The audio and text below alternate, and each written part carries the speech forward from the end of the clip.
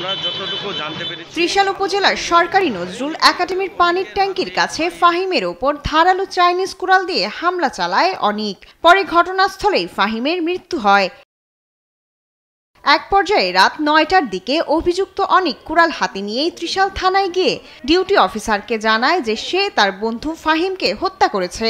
পরে পুলিশ তাকে হেফাজতে নেয় ও তার দেওয়া তথ্য অনুযায়ী ঘটনাস্থল থেকে ফাহিমের মরদেহ উদ্ধার করে।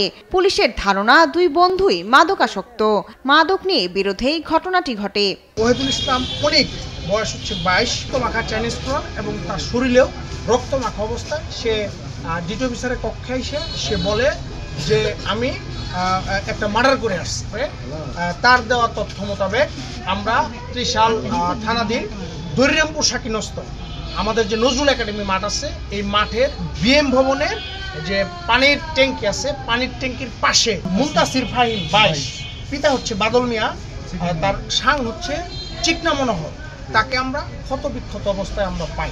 এদিকে ফাহিমের পরিবারে চলছে শোকের মাতাম। আমার এই নাতির বিচারের কি করবান গো, আমরা সবাই এই বিচার করুন গো, উচিত বিচার কইরা গো দিবান, আমার নাতি আমি কোন গো ভাইয়াম। মালয়েশিয়ার সিটি ইউনিভার্সিটিতে অনার্সের ছাত্র ফাহিম ছুটিতে দেশে এসেছিল। আগামী 25 ডিসেম্বর তার ফিরে যাওয়ার কথা ছিল। শায়লা খান, নিউজ ডেস্ক, দেশ টিভি।